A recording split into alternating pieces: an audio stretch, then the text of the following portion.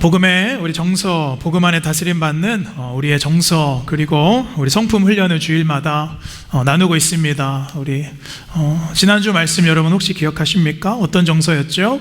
화와 분노를 다스리는 복음 안에서의 삶에 대해서 나누었습니다. 여러분 어떻게 한 주 동안 화와 분노를 좀 다스리셨습니까? 대답이 시원찮습니다.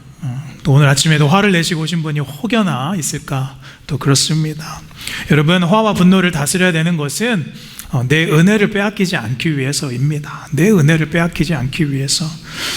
하나님께서 우리를 향해서 분노하시기를 항상 더디하시고 또 인내하시기 때문에 우리도 분노와 화를 다스려야 된다라고 지난주에 말씀드렸습니다.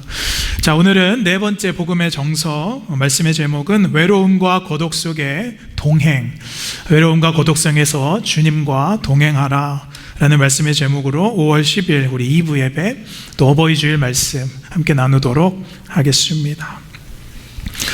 여러분, 제가 예전에는 이런 습관이 없었는데요, 요즘 제게 자꾸 이렇게 생기려는 한 가지의 습관이 있습니다. 제가 20대나 30대에는 전혀 절대 하지 않았던 것을 이제 40대 또 중반이 넘어가니까 제가 가끔 이렇게 하는 것이 있는데 무엇이냐면 혼잣말입니다. 혼잣말. 여러분 혼잣말 아시지요? 여러분께서도 가끔 혼잣말 하시는 분 있지요? 가령 제가 뭐를 혼자 이렇게 하려고 할 때 이런 말을 해요. 어디 보자. 가만히 있어보자. 혼자 이런 말을 무심코 꺼내는 저를 발견하게 되었습니다. 여러분, 이전에는 제가 전혀 혼잣말을 안 했는데 가끔 혼잣말을 하는 저를 보면 저도 놀랍습니다. 어릴 적에 저희 동네 아저씨들이 밥 먹을 시간이 되면 다들 이런 말씀을 하셨어요. 무엇을 먹어야 잘 먹었다고 소문이 나려나. 그런 혼잣말을 이렇게 아저씨들이 하는 거를 보면서 아저씨도 왜 저러실까? 근데 제가 이제 벌써 그 나이가 된 것 같습니다. 근데 여러분이 혼잣말 하는 것이요, 사실은 크게 이상한 것이 아니라고 합니다. 오히려 건강한 것이라고 말해요. 여러분, 물론 혼자서 주절주절 길게 이렇게 이야기하면 그거는 꼭 병원 가보셔야 됩니다. 그렇게 길게 주절주절 이야기하는 것 말고 짧게 이렇게 혼잣말로 감정을 표현하는 것은 괜찮다고 합니다. 심리학과 정신학에서는요, 혼잣말의 이유를 세 가지 정도로 보는데, 첫 번째는 자기와의 대화 때문에 짧게 혼잣말을 한다는 거예요. 우리는 끊임없이 자기 자신과 대화를 한다고 합니다. 생각을 정리하고 결단할 때 혼잣말을 한다는 것이죠. 두 번째는 뭐예요? 자기를 격려한다는 겁니다. 우리가 뭔가 실수를 하거나 원치 않는 행동이 나왔을 때 어떻게 해요? 부엌에 가스불을 그냥 올려놨을 때 아차차 내가 깜빡했네, 혼잣말을 하고요. 또 뭔가 실수했을 때 에이 그럴 수도 있지, 스스로 이렇게 위로를 한다고 합니다. 그래서 자기가 한 행동에 대해서 undoing, 취소할 때 또 혼잣말을 한다는 것이죠. 세 번째는요, 저는 여기에 좀 집중하고 싶은데, 우리가 혼잣말을 하는 이유는 외로움과 고독을 느낄 때 방어하기 위해서, 방어기제의 수단으로 우리가 혼잣말을 짧게 한다고 합니다. 근데 여러분, 저는 생각해 보았습니다. 사실은 우리가 믿는자들로서 성도로 살아가면서 우리가 혼잣말 하는 습관보다 성령님과 대화하면 좀 어떨까라는 생각을 해봅니다. 여러분, 우리는 나이가 많고 또 적음과 상관이 없이요, 또 주변에 사람이 많고 적음에 상관이 없이 각자에게는 각자만의 외로움과 고독이 찾아올 때가 분명하게 있다는 것이죠. 그러나 사랑하는 여러분, 우리 안에 누가 계시나요? 성령님이 계시는 줄로 믿습니다. 그래서 우리는 절대로 혼자가 아니라는 겁니다. 우리 요한복음 우리 14장 16절 17절 우리 말씀 함께 읽어봅시다. 시작.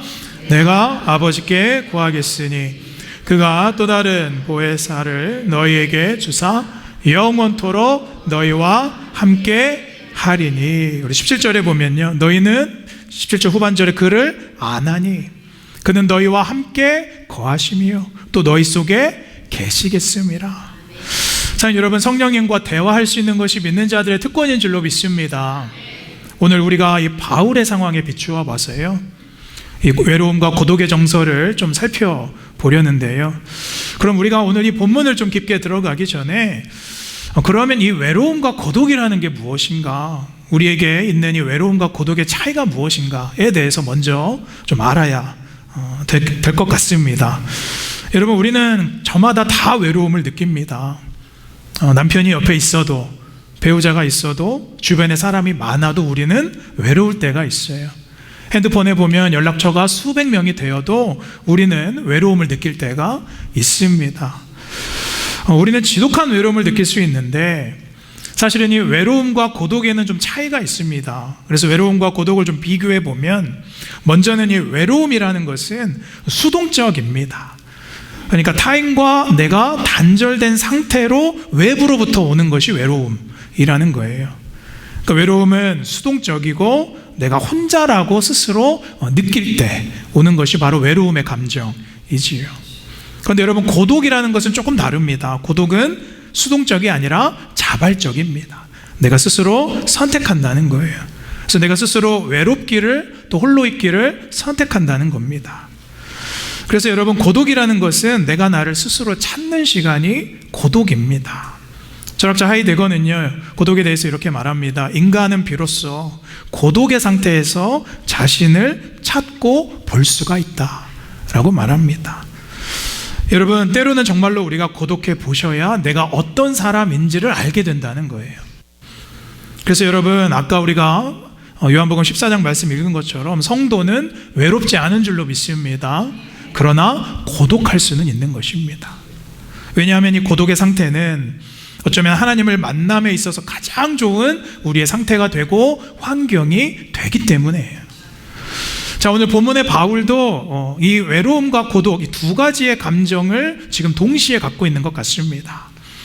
여러분, 바울은 지금 로마 감옥에 갇혀 있는 상태였죠. 이것은 두 번째 투옥이었습니다. 바울은 지금 죄수의 신분이었고요. 지금 로마 황제 네로 아래에서 이제 재판을 받고 있었습니다.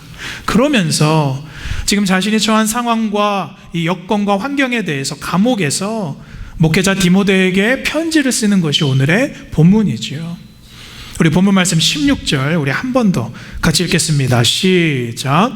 내가 아버지께 구하겠으니 그가 또 다른 보혜사를 너희에게 주사 영원토록 너희와 함께 있게 하리니. 그러니까 지금 바울의 이 처지와 상황을 지금 말하고 있지요. 그러니까 오늘 말씀해 보면요, 바울은 지금 혼자입니다. 지금 갇혀있고 로마 정부 아래서 재판을 받고 법정에서 자신을 변론할 때에 한 가지 특이한 상황이 있는데, 모든 사람들, 자기를 따르던 사람들, 함께 해주던 사람들이 다 어떻게 했어요? 다 떠나간 거예요. 자기 자신을 버리고 도망간 거예요. 그래서 다 나를 버렸다라고 말합니다. 여러분, 생각해 보세요. 자신을 믿고 따르고 함께하던 동역자들이 다 떠나갔습니다. 그러니까 바울이 얼마나 상심이 크고 낙심되고 또 외로웠을까 싶은 거지요. 이 감정을 디모데후서 1장 15절에 보면, 자기를 떠나갔던 4장 10절 먼저 보면 데마라는 믿었던 동역자가 떠나갔고요. 또 디모데후서 1장 15절에 보면 이 부겔로, 허모게네라는 이 동역자들 다 바울과의 관계를 끊고 떠나간 거예요. 왜 그러냐면 바울이 잡혀가면서 자신들도 위험해지기 때문입니다. 좀 안내해 주시면 좋겠어요, 뒤에서. 예.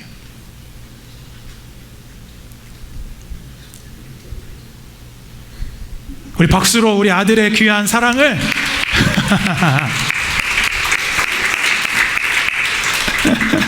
설교하면서 처음인 것 같습니다. 우리 아드님 귀한 사랑을 어머니께 또 전달하기 위해서 말씀 이어가겠습니다. 그래서 여러분, 바울은 지금 모두가 다 떠나간 상태예요. 바울이 잡혀가면서 자신들도 위험해질지 모르겠다라는 생각 때문입니다. 마치 제자들과 베드로가 주님이 잡혀가시자마자 예수님을 모른다라고 부인했던 것과 똑같은 것입니다. 그러니까 지금 바울에게 복음 전파를 위해서 어떠한 박해도 견디자라고 마음먹었던 동역자들이요, 이제 바울 자신을 떠났을 때 지금 말씀에 비춰지는 바울의 감정은 지독한 외로움과 고독이었다는 거예요. 그래서 오늘 본문에서 바울이 외로움과 고독을 두 가지로 표현하는데요. 첫 번째는 사회적 고립입니다. 다 나를 떠나갔구나. 두 번째는 심리적인 외로움과 고독을 느끼고 있는 것이지요. 그런데 여러분, 바울은 당시 자신이 지금 느끼는 외로움과 고독 안에 갇혀있지 않았다는 거예요. 자, 오늘 바울이 그 마음의 정서를 어떻게 이겨내는지 우리 17절 같이 함께 읽어보겠습니다. 같이 함께 읽습니다. 시작. 주께서 내 곁에 서서 나에게 힘을 주심은 나로 말미암아 선포된 말씀이 온전히 전파되어 모든 이방인이 듣게 하려 하심이니 내가 사자의 입에서 건짐을 받았느니라. 오늘 17절 말씀을 보면요, 바울의 정서에서 반전이 일어납니다. 우리 16절 다시 보여주시면 그들이 다 나를 버리고 떠나갔다. 그러나 나는 이것을 그들의 책임으로 돌리지 않는다. 괜찮다. 왜냐하면 내가 그 외로움과 절망과 고독 속에 있지만 17절에 주께서 내 곁에 서 계시기 때문에, 그리고 나에게 힘을 주시기 때문이다 라고 반전이 일어나는 거예요. 사랑하는 여러분, 이것이 우리 삶의 마침내 결국에 고백되어야 할 우리 믿음의 고백이 되어야 될 줄로 믿습니다. 자, 오늘 바울의 이 고백 편지를 가지고 우리 함께 살펴볼 외로움과 고독 속의 첫 번째 메시지 우리 함께 읽겠습니다. 시작. 하나님이 내 안에 일하시고 있는가. 우리 한 번 더 읽습니다. 시작. 임마누엘의 하나님이 일하시고 있는가. 사랑하는 여러분, 고독의 자리에서 더욱더 선명해지는 임마누엘을 경험하시기를 축복합니다. 여러분, 성경에 우리 상황과 형편과 처지에 늘 말씀하시는 것 한 가지가 있어요. 그것은 무엇이냐면 임마누엘의 하나님입니다. 우리와 함께 하시는 하나님. 여러분, 지금 바울은 아무것도 없다고 느껴도 주님이 내 곁에 서 계심을 그는 알았다라는 겁니다. 그래서 지금 사회적으로도 고립되고 모두가 다 나를 떠나가고 내가 상황적으로 보면 지독히 외롭지만 사람은 떠나도 주님은 내 곁을 떠나지 않으신다. 나는 그 믿음을 가지고 내게 오히려 이 깊은 고독 가운데 나아간다라고 말하고 있는 것입니다. 여러분, 반전이지요. 여러분, 영성신학자 헬린 아우에는 이런 말을 합니다. 하나님 앞에 홀로 서는 순간을 우리가 통과하지 못하면 우리는 참되신 하나님을 알 길이 없다.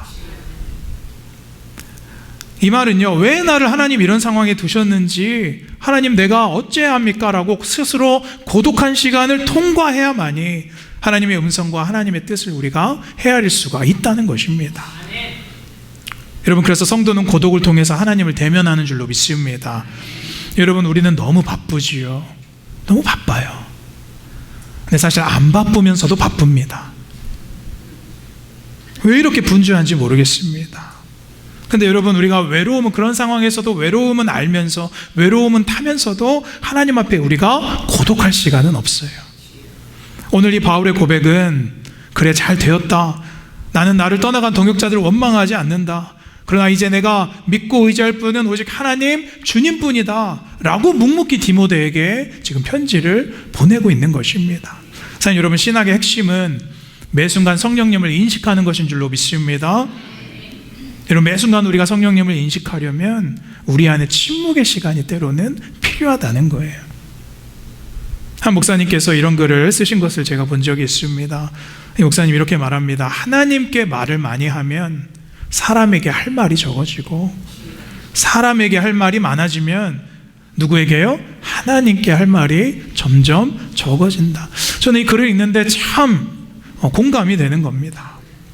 제가 이렇게 목회를 하다 보니까 여러분과 이렇게 함께 예배하고 친교 나누고 또 신방 가고 또 성도님들과 만나는 시간 빼고는 제가 대부분 교회에서 요즘 혼자 있습니다.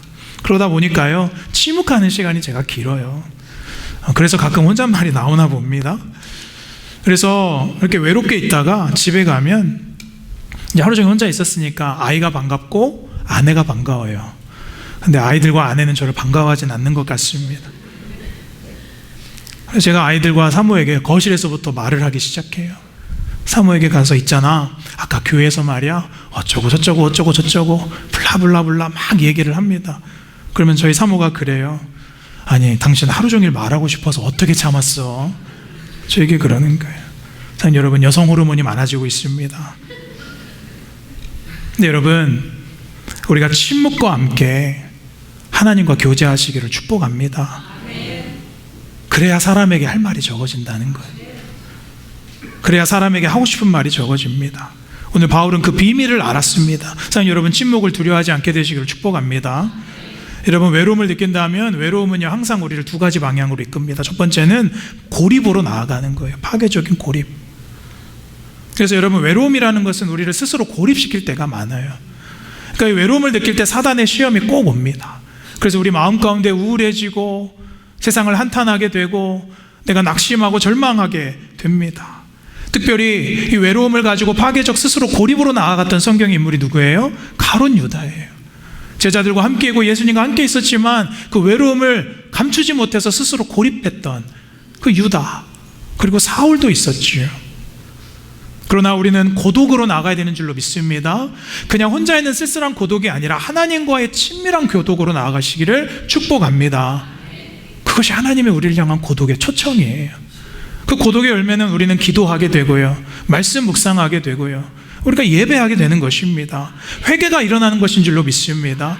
성경에 고독을 통과했던 요셉이 있었고요, 또 안나, 우리 84년 동안 성전에서 기도했던 안나, 홀로 기도했던 안나가 있었고, 또 여러분 다윗도 있었습니다.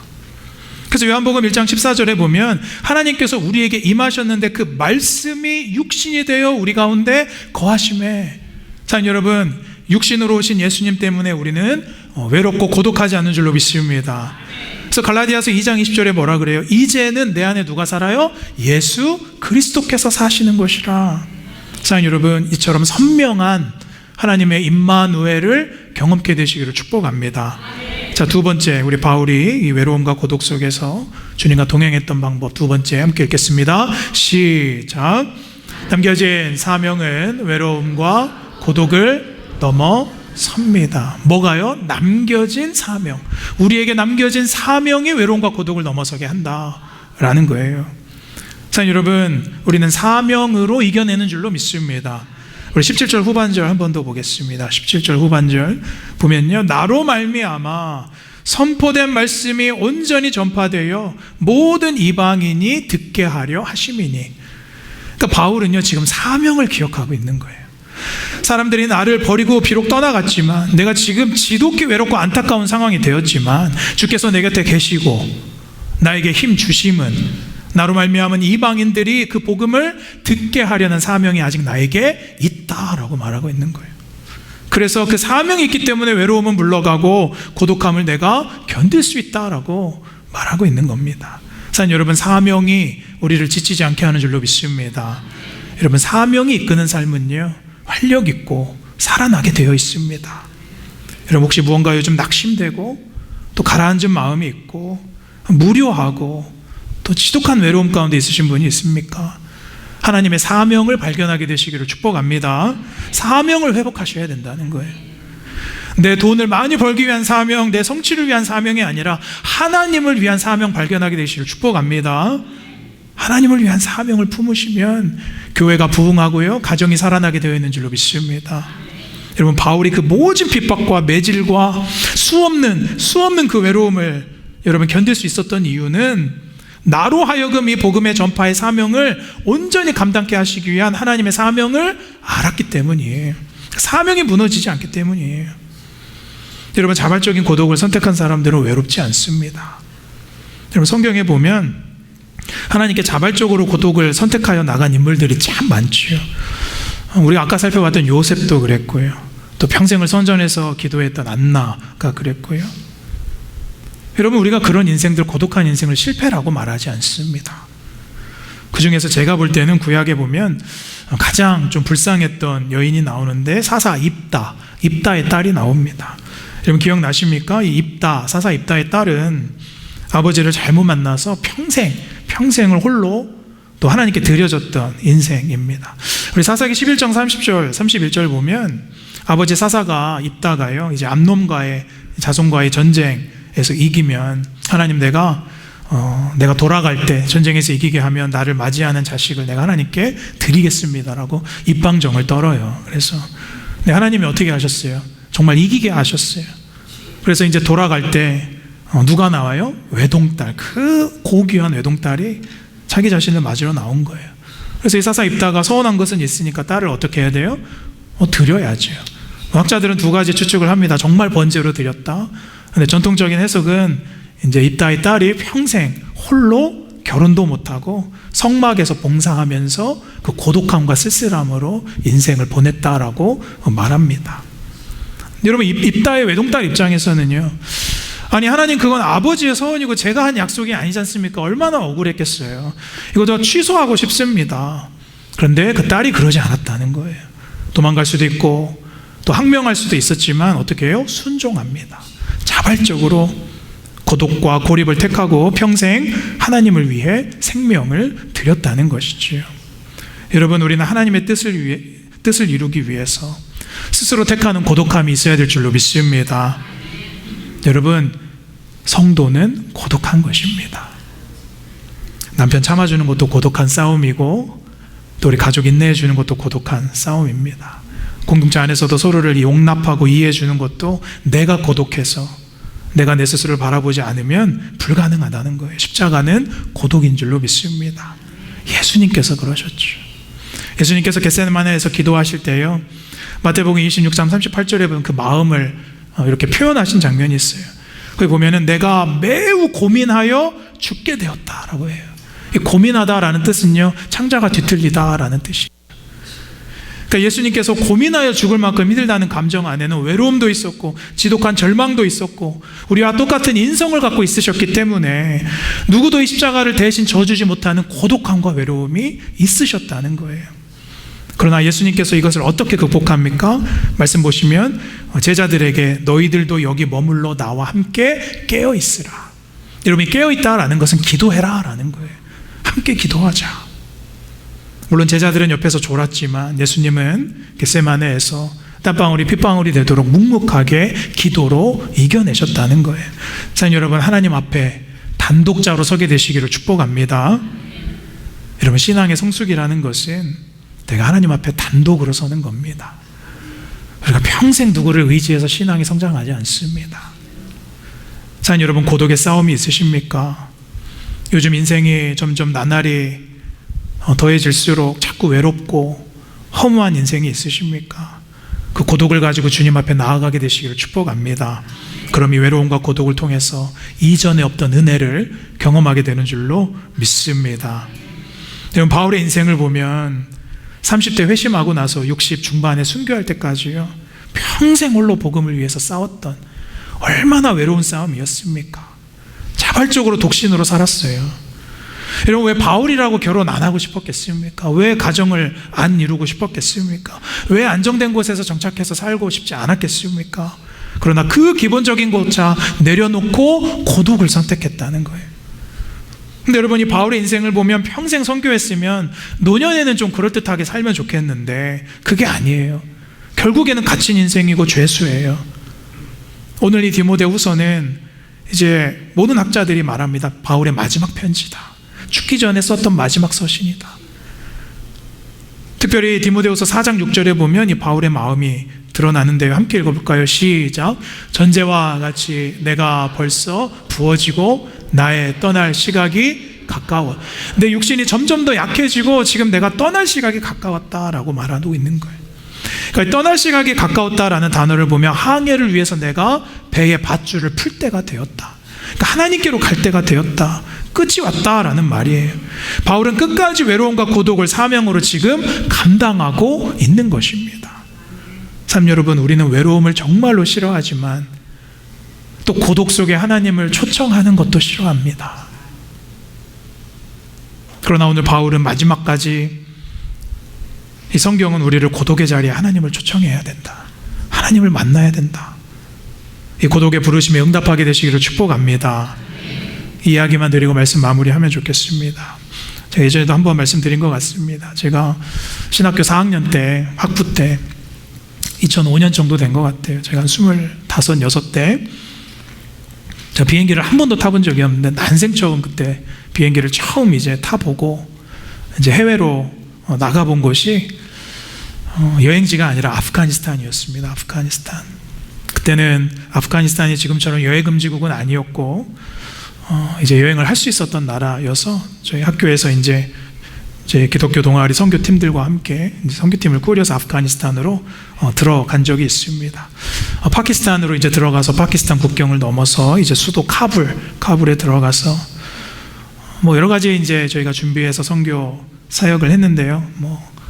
특별히 이제 거기에 있는 유치원 아이들 섬기는 사역을 저희가 며칠 한 적이 있습니다. 한 3일 정도 이제 아이들 가져간 것 나눠주고 또 아이들 이렇게 놀아주고 섬겨주고, 근데 거기 이제 유치원, 아프가니스탄의 유치원 교사가 이제 한국의 선교사님이셨어요. 물론 선교사라는 신분은 이렇게 가리고 계셨었습니다. 그래서 저희가 이제 아이들과 이제 저희 팀이 3일 정도 이렇게 아이들 사역을 마치고 이제 마지막 날이 되었는데, 그 여성 선교사님이 저희 팀에게 저희 집에 가셔서 식사 좀 하시자고 이제 집으로 초대를 하신 거예요. 그래서 선교사님 집에 저희 팀이 이제 갔습니다. 근데 가봤더니 아주 작은 집이에요. 아주 허름하고 작은 집이에요. 시멘트로 그냥 발라져 있는. 그래서 이제 저녁이 한 7시가 넘어서 어둑어둑해지는데 선교사님이 불을 안 켜시는 거예요.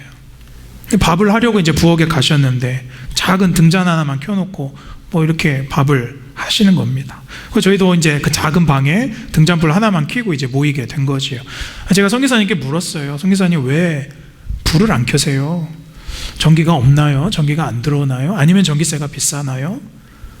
선교사님 그건 아니라는 거예요. 전기세 이렇게 뭐 비싸긴 하지만 전기가 안 들어오지는 않는다라는 거예요.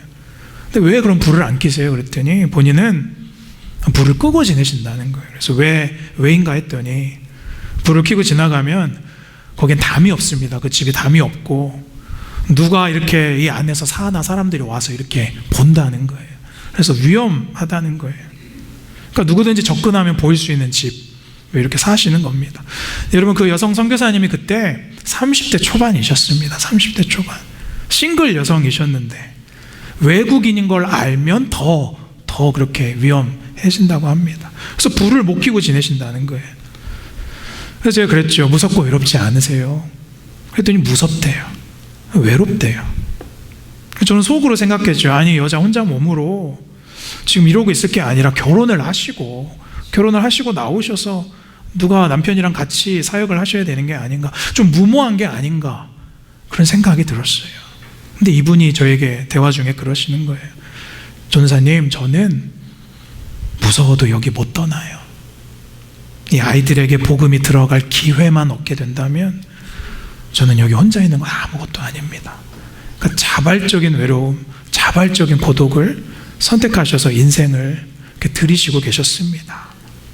여러분, 우리는 이것이 무모하다 생각을 하죠. 왜 이렇게 무모하게 할까? 꼭 이런 방법밖에 없는가? 사랑하는 여러분, 그러나 하나님은 복음을 향해서는 무모하다 말씀하시지 않습니다. 사랑하는 여러분, 하나님은 여전히 무모한 자를 찾으시는 줄로 믿습니다. 지금도 그 사명 홀로 감당하고 짊어지고 묵묵히 가시는 주의 종들과 선교사님들 많이 있죠. 여러분, 다 그럼 우리가 선교사 목회자 되라는 거냐? 그건 아닙니다. 그런데 우리가 한 번은 좀 생각해 보자는 거예요. 우리는 살면서 조금만 외로워도 사람 찾게 되고요, 사람 찾고요, 전화기 들어보게 되고요, 우리 카톡이 쉴 날이 없습니다. 또 우리가 외로워서 가지 말아야 될 장소 가고 의미 없는 모임에 나아가서 괜히 기웃거릴 때도 있어요. 우리가 내가 외로워서 다른 사람 인생에 관심이 많고요, 조금만 외롭고 조금만 고독하면 내 인생이 마치 실패한 것처럼 우리가 생각합니다. 아니에요. 여러분, 사단은 우리가 외로움을 자꾸 느끼게 해서 네 인생 형편없는 거야. 너 지금 남은 게 하나도 없잖아. 너 지금 주변에 아무도 없지. 너 인생 지금까지 잘못 산 거야 라고 우리를 속이고 우리를 고립하게 만들어요. 사랑하는 여러분, 그렇지 않습니다. 우리가 하나님을 알고 예수 안에 있다면 우리는 성공한 인생인 줄로 믿습니다. 여러분, 인생의 성공은 넓은 집, 안정된 노후, 보장된 우리 자녀들, 그런 게 성공이 아닙니다. 내가 평생 수고하고 지금 곁에 남은 사람 별로 없고 내가 이뤄놓은 거 별로 없지만 주님이 내 안에 계시고 성령님이 내 안에 내주하신다면 우리는 성공한 인생인 줄로 믿습니다. 그 사명을 발견하게 되시기를 축복합니다. 여러분, 그거를 잃어버렸다면 우리는 외로울 수밖에 없는 거예요. 요한복음 14장 16절 17절 아까 읽었던 거 마지막 한번 함께 읽고 예배 마무리합니다. 같이 읽겠습니다. 시작. 내가 아버지께 구하겠으니 너에게 주사 영원토록 너희와 함께 있게 하리니 그는 진리의 영이라 세상은 능히 그를 받지 못하나니 이는 그를 보지 못하고 알지도 못함이라. 그러나 너희는 그를 아나니 그는 너희와 함께 거하시며 또 너희 속에 계시겠음이라. 성령님이 우리 안에 있음을 믿으십니까? 성령님 우리 안에 계시기에 기꺼이 고독으로 나아가시기를 축복합니다. 기꺼이 성령님과 혼잣말하게 되시기를 축복합니다. 그래서 무료하고 반복되고 지치고 힘든 정말 별거 없는 일상이 그 외로움과 고독 속에서 주님과 동행할 수 있는 저 여러분의 인생 한 주 되시기를 주님의 이름으로 축원합니다.